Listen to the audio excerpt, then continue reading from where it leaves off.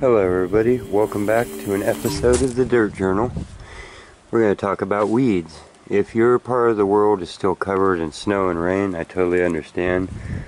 If you're like me, then you have all kinds of little grasses and stuff sneaking into your beds that are about to go to seed, and you haven't been able to get out to them because it's been so rainy and mucky and then cold in between, and that's what I'm dealing with. So walking out into your first sunshiny days, looking at, I have 56 acres just on this one property that I'm on today to try and decide what comes first. So I want to show you how to prioritize, because with anything overwhelming, you pick the most important things and start from there. So here is weeding triage with Quest for Details. It's the Dirt Journal. One of the first steps is to prioritize your areas, and in being here since the beginning of the rebuilding of this property after a fire and working closely with the homeowner, we were able to come up with a zone plan, which is, you know, taken from permaculture, from Bill Mollison theory, and it can be thought of as circles radiating out. Say this was your home, but it doesn't have to be circles. It can just be zones, rough. This particular property we're on a square, so it ended up being a rectangle zone with an outer rectangle zone with an outer rectangle zone. The house, zone 0, okay, that's interior house, all the stuff like that. There's zone 1 right around it, so that's your immediate area, and then another zone, another zone. The point of the zones is that your most ornamental areas, your highest need stuff, the things that you're going to be taking care of the most, put them closer to your home, a little farther out, less needs, less care, all the way out into things like pastures, and then hopefully everybody would be able to leave a little bit of the wild, and in that theory you would have the wild to interface, keep your property healthy, leave corridors for all the wildlife to exist in, and most importantly, if you're into forest gardening, then you would always have the wild to use as a reference to see what's going wrong or right in your own property as a book, an instruction book. So being able to go out and look at a piece of your land that's pristine, unmessed with, and still raw and natural can actually teach you a lot of things about what's going on with what you've changed in the interior zones. So because you have prioritized you know, highest maintenance, second highest maintenance, lower maintenance, lowest, no maintenance, you're going to instantly go to your highest maintenance, which is what we did right outside of the structures here on this property. And underneath all of this bark, which was weed control, is this is about 6 inches. It's 2 loads so far we've had to put in here. It's a pretty vast interior yard. I'm trying to keep their property semi-private. Anyhow, so there is weed cloth under all this. We scraped it completely down with bulldozers. The fences had to all be rebuilt after the fire, so I was able to be here during that process. Lay out thick 15-year warranty. It's like the felt blanket almost, with ground staples under this whole thing. The ground staples, big U metal staples, so that it wouldn't peel up. And then it's about 20 yards of material so far to fill this up all the way down. You know, we're surrounded by the wild. We have mountainsides here that are coming down onto it, and the entire property before the fire was just weeds. This was all weeds in here and everything, so we really needed to do a break from that. The thing about weeds is that if you see, this is an airborne weed, so these grow up like a dandelion, and they have much the same little make-a-wish, and they float around. So these have floated in here just from the air, and a lot of it was because of the fires. It took a lot of the bushes down in the surrounding landscape, and wildflowers blew up, but then so did everything else. And these are a wildflower, I guess, you know, in some sense. So this has blown in here, and if you look at this head, each one of these is a million seeds, and it's about to pop. You know, they're going to dry out in the next 4 days and go everywhere. They're going to blow around in here, so one weed can make 1,000 weeds. That's the nature of plants. So you see in here we have a little selection of things that have tracked in from animals, all that. We don't use poisons here, so we do some hand weeding, and then we can scuff it out because a lot of these aren't rooted in. So if it doesn't have any seed heads on it right now, you can come through here and just move the soil. That's the point of having bark down. But these, you wouldn't want to do that if you laid this sideways and scuffed it out. Not only does it look ugly, but that'll actually draw moisture out, complete its seed cycle, and be able to put out viable seeds. So this is how you prioritize. Is you're going to walk out, you're going to look at your varieties. You don't have to be an expert in them. You just have to recognize the ones that are going to seed. So a seed cycle is a plant sprouts, it grows, it gets a flower, and then the seeds come after the flower. Just in case you didn't know, it always goes like that. So the ones like this, they don't have any flowers on there. You don't have to know what they are. You don't have to be an expert.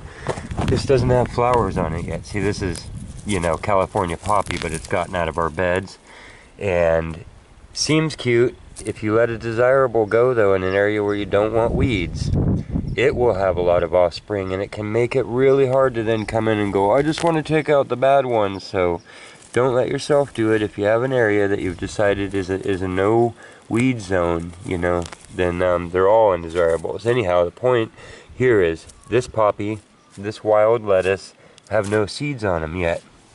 Even this grass, it's not spreading through the rhizomes. It's not that type. It puts out a seed head, and it has no seeds on it yet. So this does. This is your priority. If you had half an hour today, no matter what size your yard was, you're going to have to choose how long you can allocate your time and energy to weeding. And you don't want to spend hours on one little detail. You want to keep the big picture in mind. So if you really thoroughly pulled all the weeds right here, but then you left 20 of these over here that you didn't get to, then those would all just go to maturity and blow their seeds all over, and the next year you could have a green carpet here. So once again, this is weed triage. This is how you choose. Okay, so I have all this area. You want to get all the things that are going to pop before you get there next time. And you want to use your time doing that every time.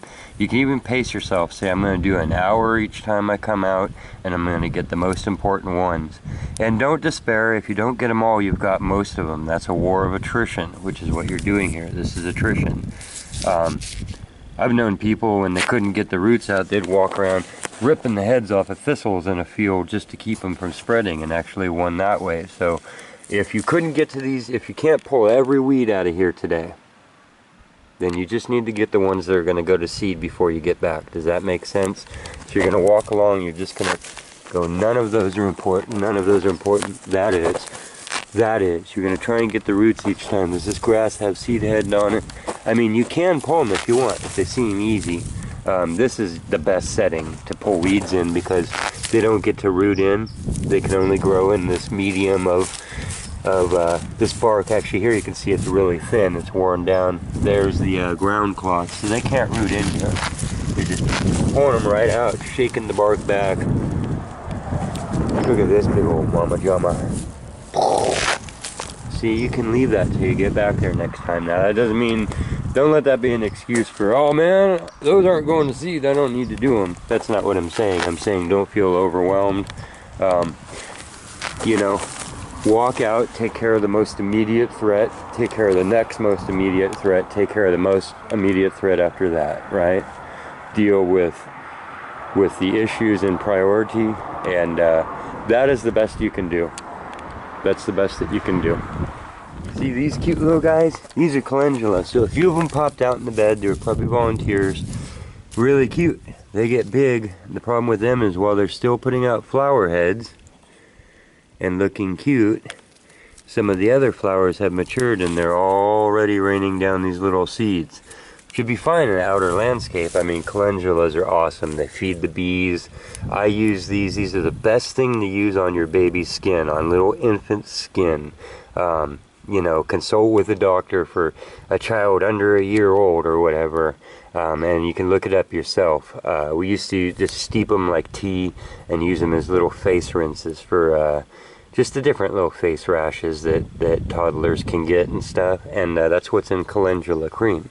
So advocacy for calendula. Yet here's our rock wall. This is what we want for curb appeal, is all cleaned up and running down. We're just coming out of winter, so these, like rosettes of leaves, are going to get huge here, be a big old cabbage, and then put a huge stalk out. So we're trying to prune everything back and give it space. These are already going to finish out and go to seed, and they weren't that big of a problem in the bed. You could just let them finish like an annual, which they are. Yank them, put the next ones in if you had time, but the ones near the edge spilled out, and now you can see, look at that. It's a mass, and in here, they're already going to seed everywhere. You see that, which causes this, which is already going to seed. And you can see in the bigger picture, the trouble with tribbles is they travel.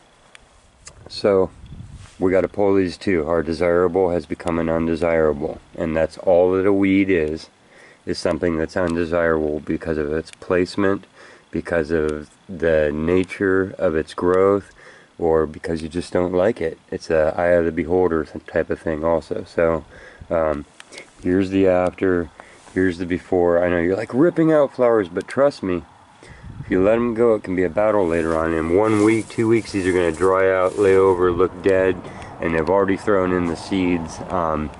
The worst case scenario is that you don't mind these, but then other obnoxious weeds get in, and then it's such a hard thing to start thinning those out, and eventually you just have a wild weedy area where you don't want it.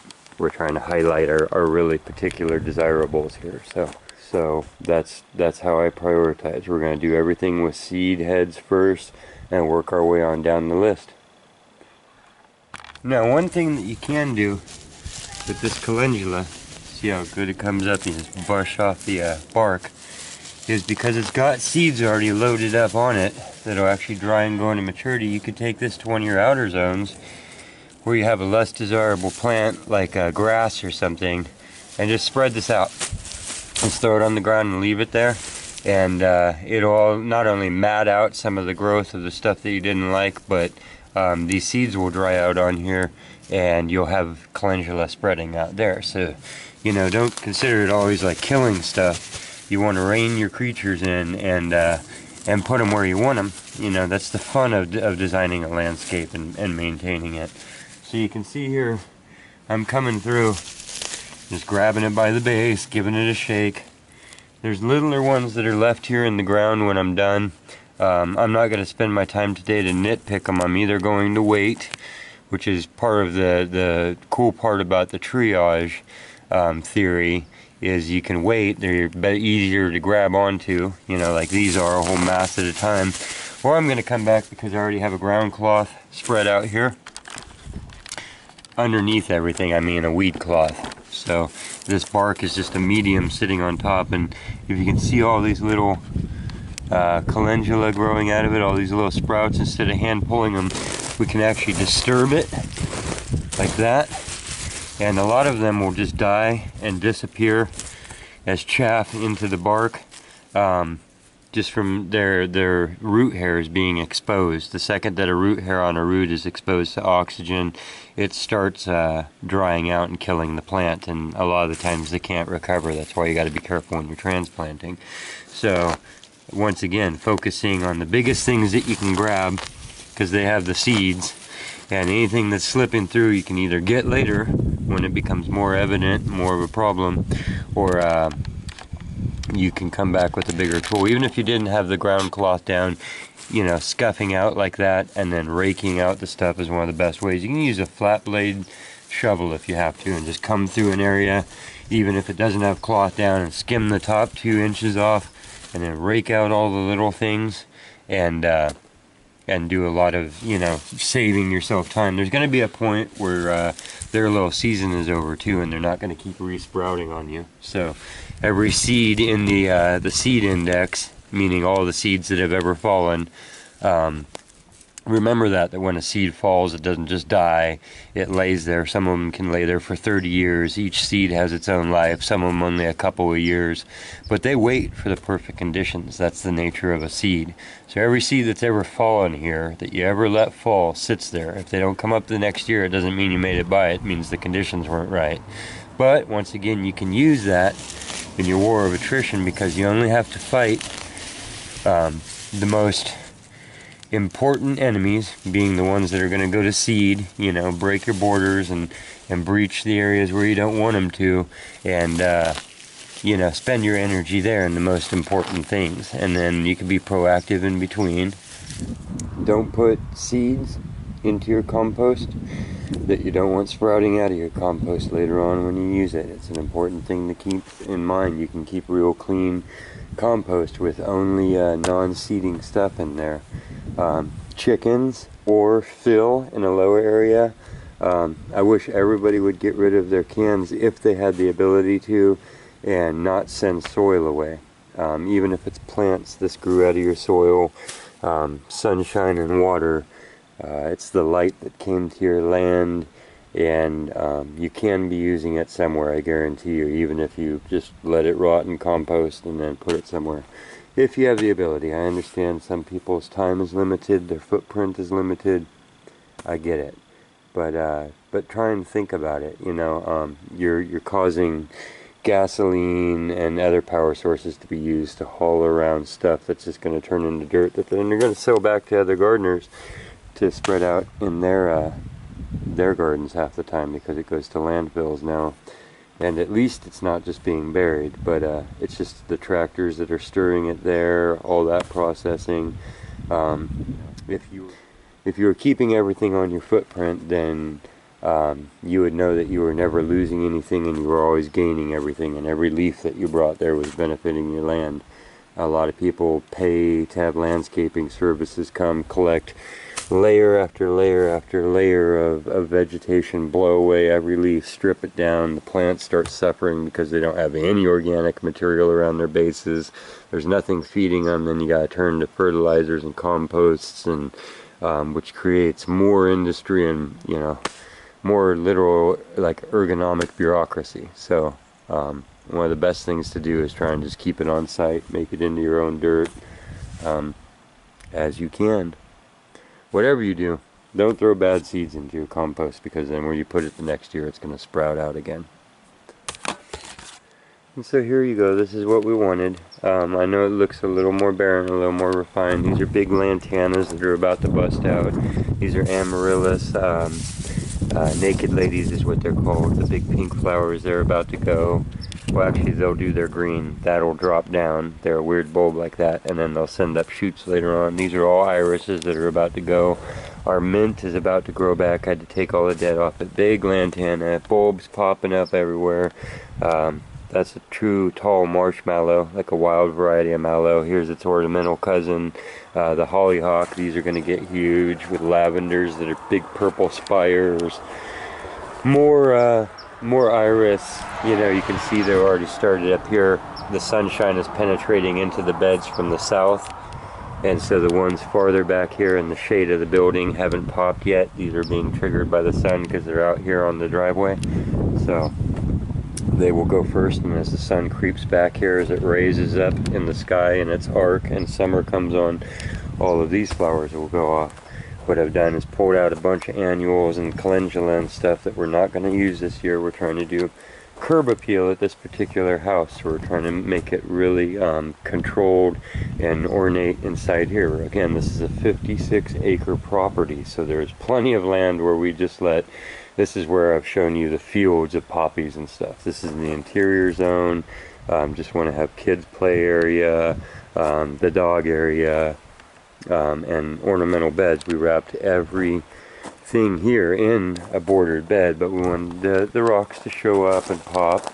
When the disturbed bark dries out, it'll look a lot better, and you'll get the black dirt and the brown bark, and then the natural native rocks that tie into all the outer landscape.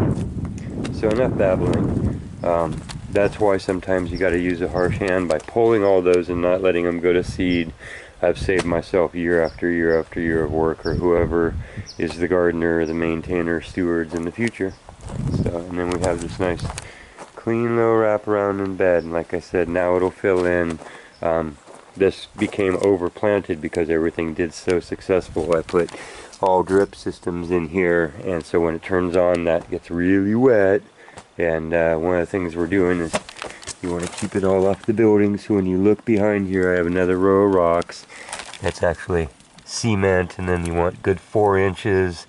4 to 6 inches is the code in a lot of states between the bottom of your wood or any of your dirt. So don't let people, yourself or your landscapers, build dirt up to where it's going to rot out the bottom of your stuff. We've done a lot of measures here to keep that from happening. That's also where I ran my main lines, which all of the smaller 1/8 inch lines come off of to come out into the bed. So it's a real simple setup, and that runs over to just one control by the porch.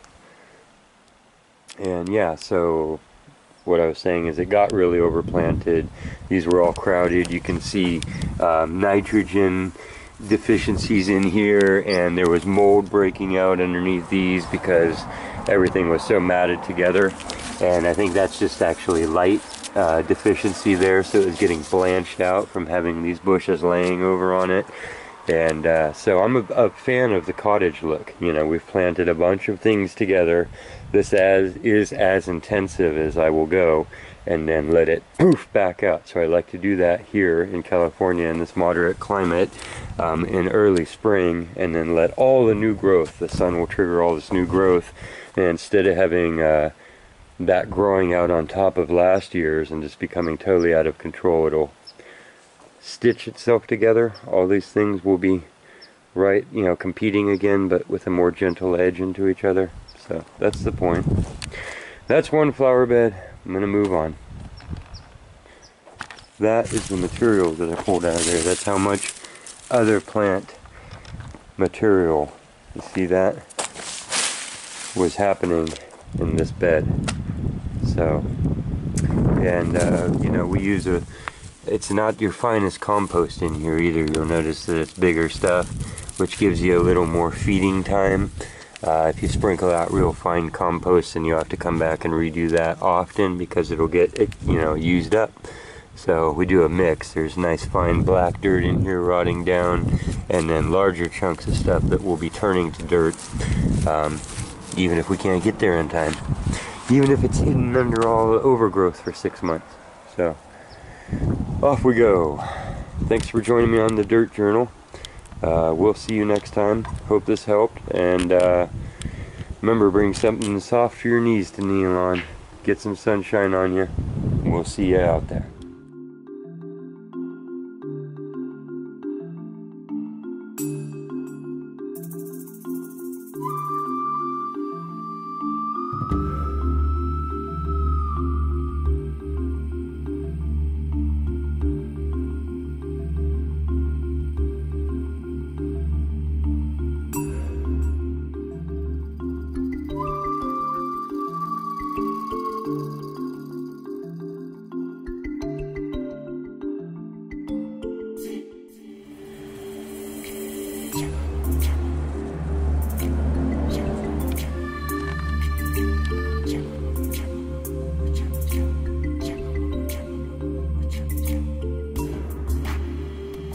Hey, hope you liked the video. If you did, please hit the subscribe button below. Helps the quest for details grow. I appreciate the support.